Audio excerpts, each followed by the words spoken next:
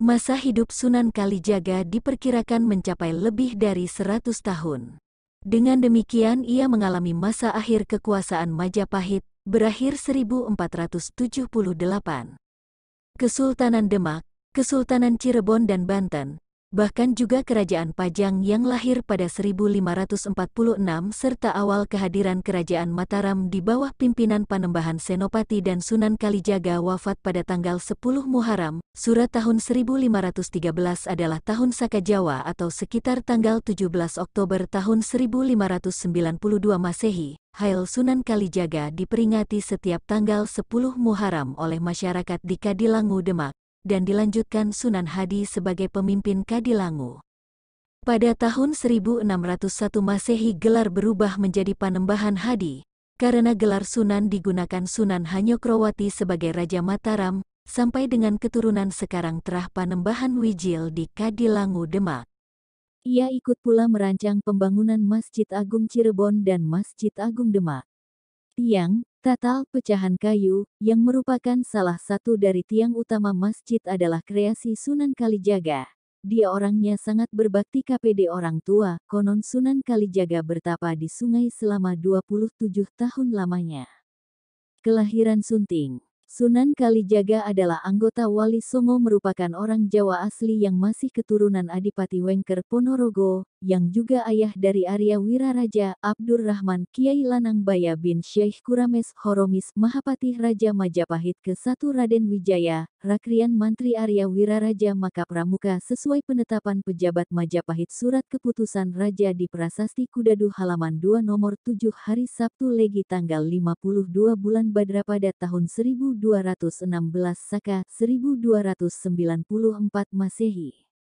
Pendapat ini didasarkan pada catatan historis Babat Tuban dan data keluarga besar keturunan Sunan Kalijaga. Di dalam babat tersebut diceritakan, Arya Teja alias Tumenggung Wilwatikta berhasil mengislamkan Adipati Tuban, Arya Dikara, dan mengawini putrinya. Dari perkawinan tersebut Arya Teja kemudian memiliki putra bernama Arya Wilatikta. Catatan Babat Tuban ini diperkuat juga dengan catatan masyhur penulis dan bendahara Portugis Tome Pires tahun 1468 sampai tahun 1540. Menurut catatan Tome Pires, penguasa Tuban pada tahun 1400 adalah cucu dari penguasa Islam pertama di Tuban yakni Arya Wilakita, dan Sunan Kalijaga atau Raden Mas Said adalah putra Arya Wilatikta. Wafat Sunting. Ketika wafat, ia dimakamkan di Desa Kadilangu, dekat kota Demak, Bintara. Makam ini hingga sekarang masih ramai diziarahi orang-orang dari seluruh Indonesia. Sunan Kudus adalah salah satu ulama Wali Songo yang melakukan penyebaran atau penyiaran agama Islam di Tanah Jawa. Ia terkenal sebagai Sunan yang mampu menyebarkan agama Islam melalui pendekatan kebudayaan tanpa melakukan kekerasan. Lantas siapa sosok Sunan Kudus? Berikut ini profil Sunan Kudus, asal-usul, cara dakwah dan gurunya. Asal-usul Sunan Kudus Jafar Shadiq atau yang akrab dikenal dengan Sunan Kudus merupakan salah satu penyebar agama Islam di Pulau Jawa khususnya di daerah Kudus, Jawa Tengah. Sunan Kudus adalah putra dari Raden Usman Haji alias Sunan Ngudung di Jipang Panolan, letaknya di sebelah utara kota Blora, dengan Syarifah Dewi Rahil binti Sunan Bonang. Di dalam babat Tanah Jawa disebutkan bahwa Raden Usman Haji yang merupakan ayah kandung Sunan Kudus pernah memimpin pasukan Majapahit. Sunan Ngundung selaku Senopati Demak bertarung dengan sengit melawan Raden Husain atau Adipati Terung dari Majapahit. Dalam pertempuran tersebut Sunan Ngundung gugur, sehingga kedudukannya sebagai Senopati Demak digantikan oleh Sunan Kudus. Sementara ibu Sunan Kudus merupakan putri dari Sunan Bonang. Ia dilahirkan pada tanggal 9 September tahun 1400 Masehi. Dengan demikian Sunan Kudus adalah cucu dari Sunan Bonang, sehingga silsilahnya pun mengikuti silsilah Sunan Bonang, yakni masih beraliran atau keturunan langsung dari Husain bin Ali, cucu Nabi Muhammad SAW. Namun terdapat sejumlah versi lain mengenai asal-usul Sunan Kudus. Ada yang mengatakan bahwa Sunan Kudus merupakan cucu Sunan Ampel, versi lain ada yang menyebutkan bahwa Sunan Kudus merupakan keturunan Persia, Sementara itu ada pula yang menuturkan bahwa Sunan Kudus adalah asli orang Jawa. Akan tetapi jika dilihat berbagai macam versi tersebut, yang paling rasional adalah versi pertama yang menyebutkan bahwa Sunan Kudus merupakan cucu Sunan Bonang. Cara berdakwah Sunan Kudus: strategi dakwah melalui pendekatan massa. Melakukan pendekatan berdasarkan kepercayaan masyarakat setempat. Tidak melakukan atau menggunakan jalan kekerasan mengikuti dari belakang terhadap kelakuan dan adat rakyat, tetapi diusahakan untuk mempengaruhinya dan memasukkan nilai ajaran Islam. Menghindari konfrontasi secara langsung. Dengan prinsip mengambil ikan tanpa membuat keruh airnya. Pendekatan kultural Sunan Kudus dikenal menjadi salah satu pendakwah ulung di tanah Jawa yang mampu menyebarkan agama Islam dengan cara-cara fleksibel dengan mengambil hati masyarakat non-Islam dengan melakukan pendekatan kebudayaan. Sehingga agama Islam mampu diterima dengan baik oleh masyarakat setempat tanpa melakukan tindakan kekerasan. Berbagai macam cara dilakukan oleh Sunan Kudus dalam melakukan pendekatan kebudayaan. Berikut ini pendekatan kebudayaan yang telah dilakukan oleh Sunan Kudus. Larangan menyembelih sapi. Hal ini Sunan Kudus lakukan sebagai bentuk menghargai apa yang diyakini oleh umat Hindu yang percaya bahwa sapi merupakan hewan suci sehingga dilarang untuk disembelih. Selain itu Sunan Kudus juga membuat menara layaknya candi. Namun, menara tersebut tidak dijadikan sebagai tempat pemakaman raja atau menyembah roh leluhur, melain tempat mengumandangkan azan. Membuat padasan atau tempat wudhu dengan pancuran berjumlah 8. Hal ini Sunan Kudus lakukan sebagai bentuk upaya melakukan pendekatan terhadap umat Buddha di mana jumlah pancuran tersebut bermakna jalan berlipat 8 atau Sanghika Marga. Selain itu, Sunan Kudus juga memberikan arca kepala kebo gumerang di atas pancuran tersebut. Menyelenggarakan selamatan mitoni. Sunan Kudus tidak melarang acara selamatan atau mitoni yang dilakukan oleh masyarakat setempat. Namun, Sunan Kudus melakukan perubahan dan memasukkan nilai-nilai Islam dalam setiap rangkaian acaranya.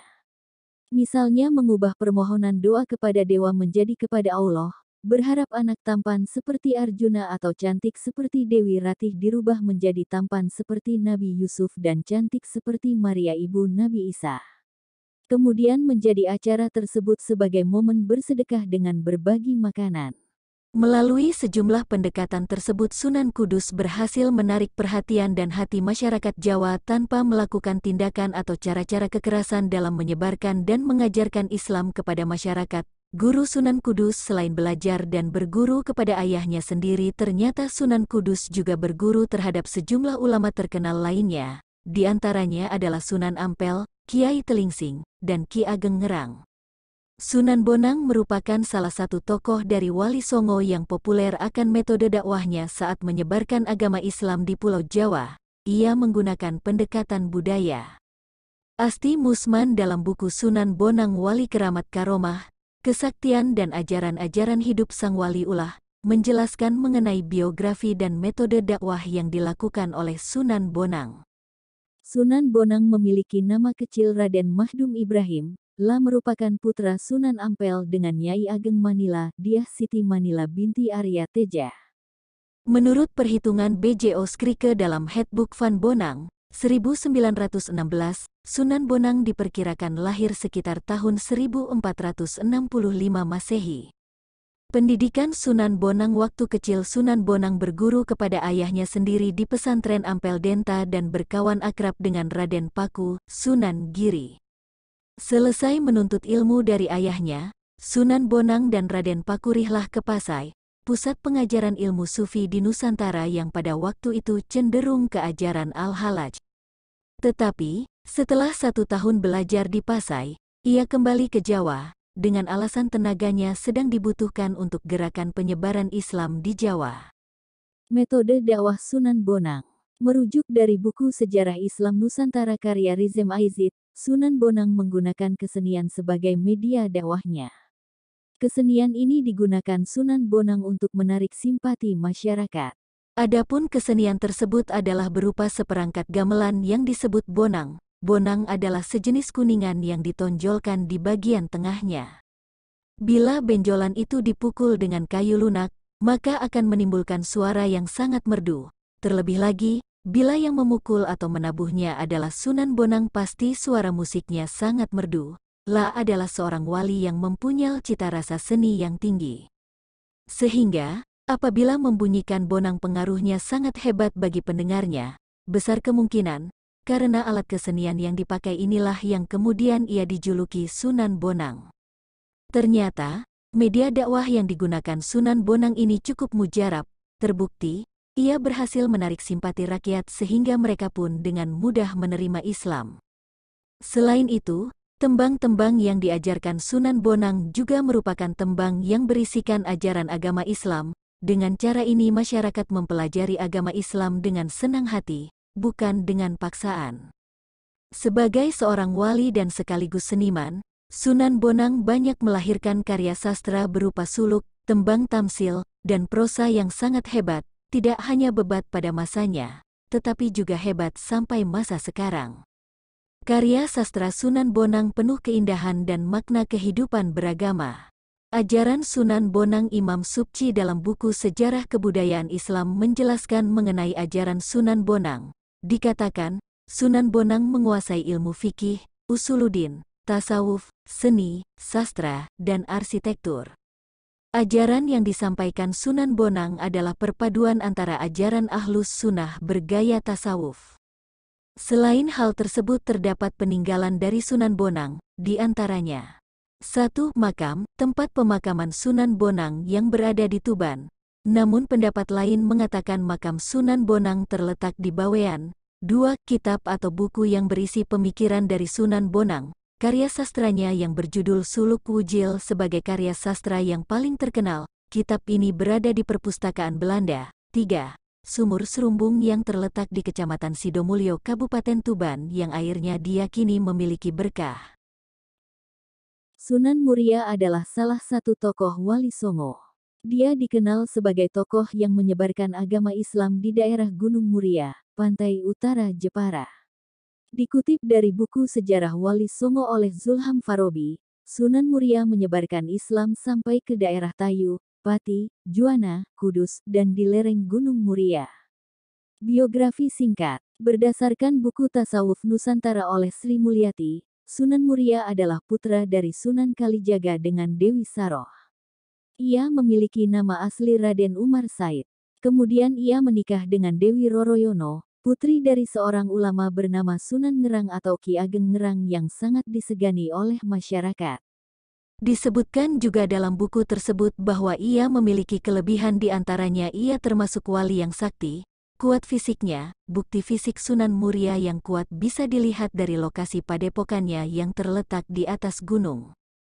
Adapun pendapat lain yang dikutip dari buku Wali Sanga oleh Masikur Ali, terdapat dua versi mengenai pendapat tentang asal-usul Raden Umar Said. Namun apabila diikuti arah keturunan keduanya, maka bertemu moyang dengan Sunan Kudus pada Syekh Jumadil Kubra. Syekh Jumadil Kubra adalah putra dari Zainal Husain, putra Zainal Kubra, putra Zainal Alim, putra Zainal Abidin, putra Husain, putra Fatimah, putri Nabi Muhammad SAW. Kemudian dijelaskan juga bahwa ada pendapat jika merupakan keturunan orang Arab atau Jawa asli, namun dari pendapat tersebut, semuanya menyebutkan bahwa Raden Umar Said adalah keturunan orang-orang terhormat. Strategi dakwah berikut ini adalah beberapa strategi dakwah yang dilakukan oleh Sunan Muria dalam menyebarkan agama Islam. Pertama, dalam buku oleh Sri Mulyati tadi dijelaskan bahwa dalam menyebarkan agama, Raden Umar Said biasanya mendekati kaum dagang, nelayan, dan pelaut. Kedua, disebutkan juga ketika berdakwah, ia mempertahankan gamelan sebagai kesenian Jawa yang sangat digemari rakyatnya. Ia menggunakan kesenian ini sebagai sarana untuk memasukkan nilai-nilai keislaman kepada rakyat, sehingga secara tidak langsung, rakyat kemudian dibawa untuk mengingat Tuhan lebih dekat. Cara dakwah ini menurut Zulham Farabi dalam bukunya tadi, menjadi cara yang digunakan ketika awal mula ia menyebarkan agama Islam. Ia juga banyak menggunakan cara yang halus dan tidak menghilangkan tradisi lama dalam budaya yang sudah melekat dengan kehidupan, sehingga masyarakat juga tidak terkejut dengan ajaran yang dibawanya itu. Salah satu contohnya adalah ketika Raden Umar Said mengubah syair dari tembang-tembang Jawa dengan menyisipkan berbagai nilai keislaman, sehingga masyarakat juga bisa mengenal Islam dengan sesuatu yang tidak terkesan memaksa. Ketiga, karena ia adalah putra Sunan Kalijaga, maka dalam berdakwah ia juga menggunakan cara yang halus, sesuai dengan istilah ibarat mengambil ikan tidak sampai mengeruhkan airnya. Dalam buku sejarah Wali Songo juga disebutkan bahwa caranya mengikuti dakwah Sunan Kalijaga membuatnya lebih mengenal tradisi yang ada di Pulau Jawa. Oleh karenanya, ia sangat dekat dengan masyarakat, hingga ajarannya menyebar luas sampai pemukiman terkecil. Adapun selain dikenal sebagai tokoh yang menyebarkan Islam, Sunan Muria juga dikenal karena mengajarkan tentang bagaimana cara untuk merawat alam. Sunan Gunung Jati atau Syekh Syarif Hidayatullah dikenal sebagai salah satu wali Songo. Beliau berperan besar dalam penyebaran agama Islam di tanah Jawa khususnya di Cirebon. Ia juga dikenal sebagai seorang yang ahli dalam pendidikan dan strategi. Disebut sebagai Sunan Gunung Jati karena beliau dimakamkan di Bukit Gunung Jati. Di masanya, agama Islam berkembang dengan pesat. Biografi Sunan Gunung Jati nama aslinya adalah Syekh Syarif Hidayatullah yang dilahirkan tahun 1448 Masehi. Ayahanda Syekh Syarif Hidayatullah adalah Syarif Abdullah, seorang dari Mesir keturunan ke-17 Rasulullah SAW, bergelar Sultan Maulana Muhammad. Ibunda Syekh Syarif Hidayatullah adalah Nyai Rara Santang dan setelah masuk Islam berganti nama menjadi Syarifah Mudaim adalah putri Prabu Siliwangi dari Kerajaan Pajajaran. Syekh Syarif Hidayatullah berkelana untuk belajar agama Islam dan sampai di Cirebon pada tahun 1470 Masehi. Syekh Syarif Hidayatullah dengan didukung uanya, Tumenggung Cirebon Sri Manggana Cakrabuana alias Pangeran Walang Sungsang dan didukung Kerajaan Demak, dinobatkan menjadi Raja Cirebon dengan gelar Maulana Jati pada tahun 1479. Sejak itu pembangunan infrastruktur Kerajaan Cirebon kemudian dibangun dengan dibantu oleh Sunan Kalijaga, arsitek Demak Raden Sepat, yaitu pembangunan Keraton Pakungwati, Masjid Agung Sang Cipta Rasa, jalan pinggir laut antara Kerajaan Pakungwati dan Amparan Jati serta pelabuhan Muara Jati. Menyebarkan Islam di Jawa. Syekh Syarif Hidayatullah atau Sunan Gunung Jati pada tahun 1526 Masehi mulai menyebarkan Islam sampai Banten dan menjadikannya daerah kerajaan Cirebon. Dan pada tahun 1526 Masehi juga tentara kerajaan Cirebon dibantu oleh kerajaan Demak dipimpin oleh Panglima Perang bernama Fatahillah merebut Sunda Kelapa dan Portugis, dan diberi nama baru yaitu Jayakarta. Biografi Sunan Giri, kisah Wali Songo dihanyutkan ke laut hingga mendirikan kerajaan Giri Kedaton. Pada tahun 1533 Masehi, Banten menjadi Kesultanan Banten dengan sultannya adalah putra dari Syekh Syarif Hidayatullah yaitu Sultan Hasanuddin. Syekh Syarif Hidayatullah salah seorang wali sanga yang memperkenalkan visi baru bagi masyarakat tentang apa arti menjadi pemimpin, apa makna masyarakatem, apa tujuan masyarakat, bagaimana seharusnya berkiprah di dalam dunia ini lewat proses pemberdayaan. Sunan Gunung Jati melakukan tugas dakwah menyebarkan agama Islam ke berbagai lapisan masyarakat dengan dukungan personel dan dukungan aspek organisasi kelompok Forum Wali Songo, di mana Forum Wali Songo secara efektif dijadikan sebagai organisasi dan alat kepentingan dakwah, merupakan siasat yang tepat untuk mempercepat tersebarnya agama Islam. Sunan Gunung Jati wafat. Syekh Syarif Hidayatullah atau Sunan Gunung Jati wafat pada tanggal 26 Rayagung tahun 891 Hijriah atau bertepatan dengan tahun 1568 Masehi. Tanggal Jawanya adalah 11 Krisna Paksa bulan Badramasa tahun 1491 Saka, meninggal dalam usia 120 tahun. Putra dan cucunya tidak sempat memimpin Cirebon karena meninggal terlebih dahulu, sehingga cicitnya yang memimpin setelah Syekh Syarif Hidayatullah. Syekh Syarif Hidayatullah kemudian dikenal dengan Sunan Gunung Jati karena dimakamkan di Bukit Gunung Jati. Artikel diambil dari biografiku.com. Silahkan di-copy sebagai bahan referensi. Mohon cantumkan sumber URL. Salah satu dari penyebar Islam Wali Songo di wilayah Jawa adalah Sunan Ampel. Jejak dakwahnya amat terkenal, mulai dari peninggalan Masjid Agung Demak hingga ajaran Mohlimo yang disesuaikan dengan kondisi masyarakat setempat. Sunan Ampel bernama lengkap Raden Muhammad Ali Rahmatullah atau Raden Rahmat, lahir di Champa, Kamboja, sekitar 1401. Ia tergolong keturunan bangsawan, anak dari ulama besar Syekh Maulana Malik Ibrahim, sekaligus juga keponakan dari Raja Majapahit. Karena gonjang-ganjing politik di Champa, sekitar abad 15, Raden Rahmat melakukan perjalanan ke daerah Jawa untuk menunaikan misinya menyebarkan agama Islam. Dalam perjalanannya ke Tanah Jawa, Raden Rahmat sempat singgah di Palembang dan berhasil mengislamkan Adipati Palembang Arya Damar yang diam-diam berganti nama Aryo Abdillah. Ia juga singgah di Tuban dan berlabuh di Majapahit. Karena hubungan baiknya dengan Raja Majapahit kala itu, Prabu Brawijaya, Raden Rahmat diberi sebidang tanah di Ampel Denta, Surabaya. Di sanalah basis pertama dakwah Raden Rahmat berdiri, karena ia menyebarkan Islam di kawasan Ampel Denta. Ia dikenal sebagai Sunan Ampel. Di kawasan Surabaya itu, dakwahnya dimulai dengan mendirikan pesantren Ampel Denta. Ia mendidik kader-kader penyebar Islam. Di antara murid-murid Sunan Ampel yang terkenal adalah Sunan Giri, Raden Patah, Raden Kusen, Sunan Bonang, dan Sunan Derajat. Dakwah Islam yang dilakukan Sunan Ampel bersamaan dengan lemahnya posisi kerajaan Majapahit. Kendati Prabu Brawijaya menolak masuk Islam, namun ia menghormati posisi Sunan Ampel dan mengizinkan dakwahnya, asalkan tidak dilakukan dengan pemaksaan. Sebelum membangun pesantren, Sunan Ampel menarik perhatian masyarakat dengan membagikan kerajinan dalam bentuk kipas yang terbuat dari akar-akaran dan ayaman rotan. Bagi yang mau mengambilnya, tidak perlu menukarkan dengan uang, melainkan dengan 2 kalimat syahadat.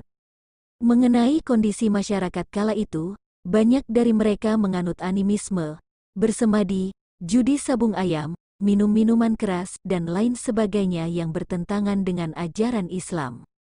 Karena itulah, Sunan Ampel menekankan prinsip Mohlimo dalam dakwahnya sebagai berikut. Moh main, tidak berjudi, moh ngombe, tidak mabuk. Moh maling, tidak mencuri, moh madat, tidak menghisap candu. Moh madon, tidak berzina. Selain itu, Sunan Ampel juga mendekatkan istilah Islam dengan bahasa masyarakat setempat. Kata salat diganti dengan sembahyang, asalnya sembah dan yang. Tempat ibadah juga tidak dinamai musala melainkan langgar, mirip dengan kata sanggar. Kemudian, orang penuntut ilmu diberikan nama santri, yang berasal dari sastri, yaitu orang yang tahu kitab suci Hindu, Nur Hamiyatun, Jurnal Dakwah dan Komunikasi Islam, Vol. 5, 1, 2019. Dakwah Islam Sunan Ampel juga melalui jalur politik dalam buku Atlas Wali Songo, 2016, yang ditulis Agus Sunyoto. Sunan Ampel menjabat sebagai penguasa Surabaya menggantikan penguasa sebelumnya, Arya Lembu Sura meninggal, Hlem, 197. Sunan Ampel juga menjalin jaringan dakwah dan kekerabatan melalui perkawinan putra-putri penyebar Islam dengan penguasa Majapahit. Sebagai misal, Retna Panjawati, putri Arya Lembu Sura yang beragama Islam menikah dengan Prabu Brawijaya. Mas Murtosimah, putri Sunan Ampel dinikahkan dengan Raden Patah, Adipati Demak, dan lain sebagainya. Di Demak yang merupakan wilayah dakwah Sunan Ampel, bersama dengan Raden Patah dan penguasa wilayah setempat, ia mendirikan Masjid Agung Demak. Nama Sunan Ampel diabadikan menjadi nama salah satu dari 4 tiang masjid tersebut. Dari sisi keluarganya, Sunan Ampel memiliki 2 istri, yaitu Nyai Ageng Manila atau Ni Gede Manila, Putri Tumenggung Wilatika dan Mas Karimah, Putri Kiwiro Suryo. Dari 2 istrinya itu, Sunan Ampel memiliki 7 anak, termasuk Maulana Makdum Ibrahim, Sunan Bonang, dan Syarifuddin. Sunan Derajat. Sunan Ampel diperkirakan meninggal pada 1481 di Demak. Ia dimakamkan di sebelah barat Masjid Ampel, Surabaya.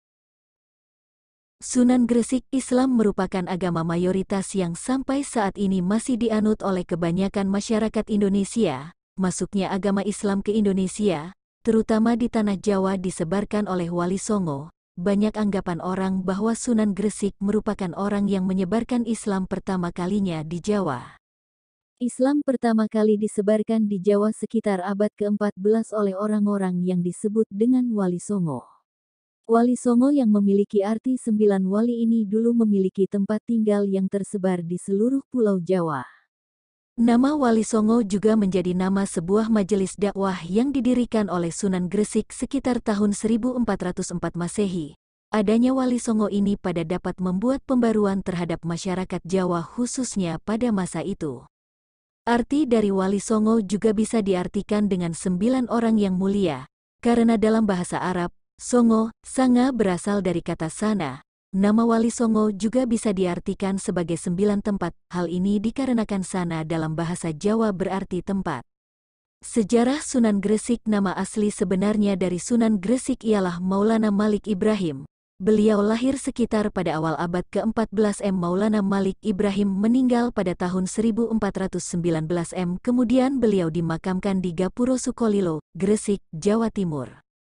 Kisah sejarah dari salah satu tokoh Wali Songo ini bermula ketika beliau menyebarkan agama Islam yang dimulai pada saat beliau menuju ke desa Sembalo. Nama desa ini sekarang menjadi Desa Leran, Kecamatan Manyar, Kabupaten Gresik. Maulana Malik Ibrahim juga disebut sebagai wali senior di antara Wali Songo yang lain. Strategi dakwah Sunan Gresik. Strategi dakwah yang beliau lakukan dalam rangka mengenalkan dan menyebarkan agama Islam ialah dengan cara bergaul serta mendekati masyarakat. Dalam menyebarkan Islam, beliau menyebarkan dengan menunjukkan kebaikan serta keindahan dari Islam, sehingga masyarakat sekitar tertarik kemudian dengan perlahan-lahan banyak yang masuk Islam. Selain dengan cara di atas beliau juga melakukan berdagang untuk menarik masyarakat sekitar terhadap Islam. Tempat beliau berdagang ini berada di sebuah pelabuhan terbuka yang saat ini bernama Desa Romo, Kecamatan Manyar. Dengan cara kegiatan ini beliau dapat berinteraksi dengan banyak orang termasuk juga para raja dan bangsawan. Dakwah dengan cara diplomasi. Cara dakwah Sunan Gresik yang lainnya ialah dengan melakukan kunjungan ke ibu kota kerajaan Majapahit di Trowulan. Meskipun Raja Majapahit pada waktu itu tidak masuk Islam, tetapi Raja Majapahit menerima kunjungan Sunan Gresik dengan baik. Bahkan beliau diberi sebidang tanah yang berada di pinggir kota Gresik. Sebidang tanah tersebut saat ini dikenal banyak orang dengan nama Desa Gapura. Dalam rangka mempersiapkan generasi penerus perjuangan, Sunan Gresik membuka pesantren. Sampai saat ini, makam salah satu tokoh Wali Songo ini masih dikunjungi oleh banyak orang yang menghargai usaha beliau dalam menegakkan agama Islam. Kontroversi asal-usul Sunan Gresik berdasar penulisan yang lebih belakangan. Beberapa versi seputar keberadaan tokoh Maulana Malik Ibrahim semakin menimbulkan perbedaan asumsi yang menajam tentang siapa jati diri tokoh yang disebut Syekh Maulana Malik Ibrahim tersebut. Bahkan, menurut penulisan yang lebih belakangan lagi, telah disusun silsilah spekulatif Syekh Maulana Malik Ibrahim yang mengaitkannya dengan golongan Alawiyin keturunan Nabi Muhammad SAW. Dari Fatimah Az-Zahra petik terbalik dengan Ali bin Abi Thalib dari jalur Husain bin Ali turun ke Ali Zainal Abidin, Muhammad Al-Bakir, Jafar Esh-Sadiq, Ali Al-Uraidi, Muhammad Al-Nakib, Isa Ar-Rumi, Ahmad Al-Muhajir, Ubaidullah, Alwi Awal, Muhammad Sahibus Saumiyah, Alwi Ats-Sani, Ali Khali Kasam, Syekh Muhammad Sahib Mirbat, Alwi Ami Al-Faqih, Abdul Malik Ahmad Khan Abdullah Al-Azhamad Khan, Ahmad Syah Jalal, Jamaluddin Akbar Al-Husain, dan Maulana Malik Ibrahim. Berdasarkan epigraf asal Perancis sementara itu, berdasarkan pembacaan epigraf asal Perancis J.P. Moquet atas tulisan pada prasasti makam Syekh Maulana Malik Ibrahim yang ditulis dalam The Datum op. Den Grafsteen van Malik Ibrahim Tegrisi, disebutkan bahwa almarhum yang bernama Al-Malik Ibrahim, yang wafat pada hari Senin, 12 Rabiul Awal 822 H, tanggal 8 April tahun 1419, berasal dari Kasan, Bikasan, sebuah tempat di Persia, Iran. Pendapat GWJ Drewes dalam New Light on the Coming of Islam to Indonesia menyebutkan bahwa Maulana Malik Ibrahim dianggap sebagai salah seorang tokoh yang pertama-tama menyebarkan agama Islam di Tanah Jawa dan merupakan wali senior di antara para wali lainnya. Pendapat Babat Ing Gresik menurut Babat Ing Gresik, yang awal datang ke Gresik adalah dua bersaudara keturunan Arab, Maulana Mahpur dan Maulana Ibrahim dengan tetuanya Sayyid Yusuf Mahrabi beserta 40 orang pengiring. Maulana Mahpur dan Maulana Ibrahim masih bersaudara dengan Raja Gedah. Mereka berlayar ke Jawa untuk menyebarkan agama sambil berdagang. Mereka berlabuh di Gerwarasi atau Gresik pada tahun 1293 J, 1371 M. Rombongan menghadap Raja Majapahit Brawijaya, menyampaikan kebenaran agama Islam. Sang raja menyambut baik kedatangan mereka tetapi belum berkenan memeluk Islam. Lalu Maulana Ibrahim diangkat oleh Raja Majapahit menjadi sahbandar di Gresik dan diperbolehkan menyebarkan agama Islam kepada orang Jawa yang mau. Menurut masyarakat setempat, sementara itu, sumber cerita lokal menuturkan bahwa daerah yang dituju Syekh Maulana Malik Ibrahim yang pertama kali saat mendarat di Jawa ialah Desa Sembalo, di dekat Desa Leran Kecamatan Manyar Kabupaten Gresik, yaitu 9 km di arah utara kota Gresik, tidak jauh dari kompleks makam Fatimah binti Maimun. Ia lalu mulai menyiarkan agama Islam dengan mendirikan masjid pertama di Desa Pasucinan, Manyar. Aktivitas yang mula-mula dilakukan Maulana Malik Ibrahim ialah berdagang di tempat terbuka dekat pelabuhan yang disebut Desa Rumo, yang menurut cerita setempat berkaitan dengan kata Rum, Persia, yaitu tempat kediaman orang Rum. Setelah merasa dakwahnya berhasil di Sembalo, Maulana Malik Ibrahim kemudian pindah ke kota Gresik, tinggal di Desa Sawo. Setelah itu, ia datang ke Kutaraja Majapahit, menghadap raja dan mendakwahkan agama Islam kepada raja. Namun, Raja Majapahit belum mau masuk Islam tetapi menerimanya dan kemudian menganugerahinya sebidang tanah di pinggiran kota Gresik, yang belakangan dikenal dengan nama Desa Gapura. Di Desa Gapura itulah Maulana Malik Ibrahim membuka pesantren untuk mendidik kader-kader pemimpin umat dan penyebar Islam yang diharapkan dapat melanjutkan misinya, menyampaikan kebenaran Islam kepada masyarakat di wilayah Majapahit yang sedang mengalami kemerosotan akibat Perang Saudara. Peninggalan Sunan Gresik. Salah satu peninggalan dari Sunan Gresik yang diyakini oleh masyarakat hingga saat ini ialah masjid yang tertua di Pulau Jawa yaitu Masjid Pesucinan. Nama dari Masjid Pesucinan ini konon dimaksudkan untuk menyucikan masyarakat yang dulu beragama Hindu-Buddha. Batu arsenik merupakan peninggalan zaman kejayaan Masjid Pesucinan yang masih ada hingga saat ini. Selain itu, batu besar yang ada di depan pagar Masjid Pesucinan ini juga dipercaya sebagai bekas batu tempat kapal berlabuh. Sumur di Masjid Pesucian. Sunan Gresik juga membangun sumur yang ada di Masjid Pesucinan. Air sumur yang ada di dalam masjid ini dipercaya sebagai air ajaib yang dapat menyembuhkan berbagai macam penyakit. Air yang keluar dari sumur ini sangat besar serta rasanya tawar. Demikian sejarah dari Sunan Gresik yang dapat kami sampaikan. Semoga bermanfaat dan dapat menambah wawasan untuk kita semua. Wassalamualaikum warahmatullahi wabarakatuh. Sunan Giri dikenal dengan nama Raden Paku, Prabu Satmata, Sultan Abdul Fakih, Raden, Ainul Yakin dan Joko Samudra. Ia lahir di Blambangan, Banyuwangi pada tahun 1442. Ibu Sunan Giri bernama Dewi Sekardadu seorang putri bangsawan Menak Sembuyu dari wilayah Kerajaan Blambangan. Sementara ayahnya bernama Maulana Ishak, seorang mubalik yang datang dari Asia Tengah. Silsilah keturunan Sunan Giri. Dari silsilahnya, Sunan Giri juga merupakan keturunan Rasulullah SAW yaitu melalui jalur keturunan Husain bin Ali. Ali Zainal Abidin, Muhammad Al-Bakir, Jafar Esh-Sadiq, Ali Al-Uraidi, Muhammad Al-Nakib, Isa Ar-Rami, Ahmad Al-Muhajir, Ubaidullah, Alwi Awal, Muhammad Sahibus Saumiyah, Alwi Atsani, Ali Khali Kasam, Muhammad Sahib Mirbat, Alwi Ami Al-Fakih, Abdul Malik Ahmad Khan, Abdullah Al-Azhamad Khan, Ahmad Syekh Jalal Jalaluddin Khan, Jamaluddin Akbar Al-Husaini, Maulana Akbar, Maulana Ishak, dan Ainul Yakin, Sunan Giri. Dihanyutkan ke laut. Kelahiran Sunan Giri ini dianggap oleh rakyat Blambangan sebagai pembawa kutukan berupa wabah penyakit di kerajaan Blambangan. Kelahiran Sunan Giri disambut Prabu Menak Sembuyu dengan membuatkan peti terbuat dari besi untuk tempat bayi. Selanjutnya ia kemudian memerintahkan kepada para pengawal kerajaan untuk menghanyutkannya ke laut. Berita itu pun tak lama terdengar oleh Dewi Sekardaru. Dewi Sekardadu berlari mengejar bayi yang baru saja dilahirkannya, siang dan malam menyusuri pantai dengan tidak memikirkan lagi akan nasib dirinya. Dewi Sekardadu pun meninggal dalam pencariannya. Peti besi berisi bayi itu terombang-ambing ombak laut terbawa hingga ke tengah laut. Peti itu bercahaya berkilauan laksana kapal kecil di tengah laut. Tak ayal cahaya itu terlihat oleh sekelompok awak kapal pelaut yang hendak berdagang ke Pulau Bali. Awak kapal itu kemudian menghampiri, mengambil dan membukanya peti yang bersinar itu. Dinamai Joko Samudra. Awak kapal terkejut setelah tahu bahwa isi dari peti itu adalah bayi laki-laki yang molek dan bercahaya.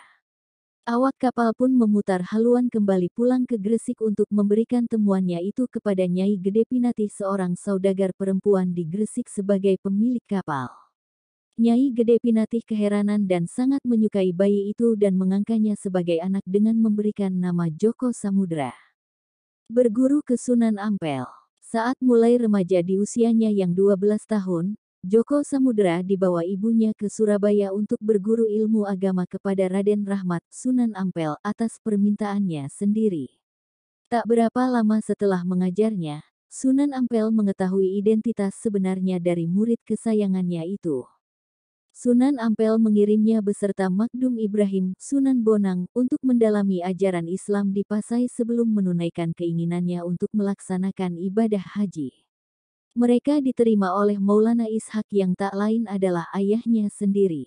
Disinilah, Joko Samudra mengetahui cerita mengenai jalan hidup masa kecilnya. Setelah 3 tahun berguru kepada ayahnya, Raden Paku atau lebih dikenal dengan Raden Ainul Yakin diperintahkan gurunya yang tak lain adalah ayahnya sendiri itu untuk kembali ke Jawa untuk mengembangkan ajaran Islam di tanah Jawa. Dengan berbekal segumpal tanah yang diberikan oleh ayahandanya sebagai contoh tempat yang diinginkannya, Raden Ainul Yakin berkelana untuk mencari di mana letak tanah yang sama dengan tanah yang diberikan oleh ayahannya. Dengan bertafakur dan meminta pertolongan serta petunjuk dari Allah SWT, maka petunjuk itu pun datang dengan adanya bukit yang bercahaya. Maka didatangilah bukit itu dan dilihat kesamaannya dan ternyata memang benar-benar sama dengan tanah yang diberikan oleh ayahnya.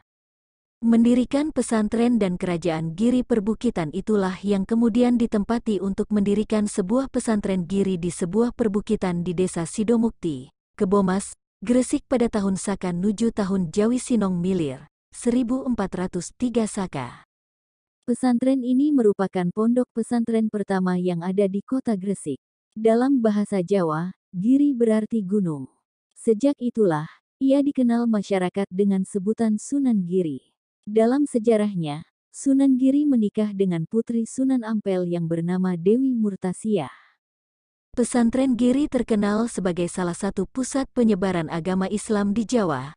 Pengaruh pesantren ini sampai ke Madura, Lombok, Kalimantan, Sulawesi, dan Maluku. Pengaruh pesantren Giri terus berkembang hingga akhirnya menjadi kerajaan bernama Giri Kedaton. Sunan Giri kemudian mendapat gelar baru yakni Prabu Satmata. Pesantren Giri kemudian menjadi terkenal sebagai salah satu pusat penyebaran agama Islam di Jawa. Bahkan pengaruhnya sampai ke Madura, Lombok, Kalimantan, Sumbawa, Sumba, Flores, Ternate, Sulawesi dan Maluku. Karena pengaruhnya yang luas saat itu Raden Paku mendapat julukan sebagai Raja dari Bukit Giri. Pengaruh pesantren Giri terus berkembang sampai menjadi kerajaan yang disebut Giri. Kerajaan Giri Kedaton menguasai daerah Gresik dan sekitarnya selama beberapa generasi sampai akhirnya ditumbangkan oleh Sultan Agung. Terdapat beberapa karya seni tradisional Jawa yang sering dianggap berhubungkan dengan Sunan Giri, di antaranya adalah permainan-permainan anak seperti jelungan, jor, gula gantilir ilir dan cublak suweng, serta beberapa gending lagu instrumental Jawa seperti Asmaradana dan Pucung. Makam Sunan Giri. Sunan Giri yang dikenal sebagai pendiri pesantren dan kerajaan Giri ini wafat pada tahun 1506 M. Beliau kemudian dimakamkan di Dusun Giri Gajah, Desa Giri, Kecamatan Kebomas, Gresik di Jawa Timur. Lokasi makam Sunan Giri berjarak 4 km dari pusat kota Gresik. Artikel diambil dari biografiku.com. Silahkan di-copy sebagai bahan referensi. Mohon cantumkan sumber, URL.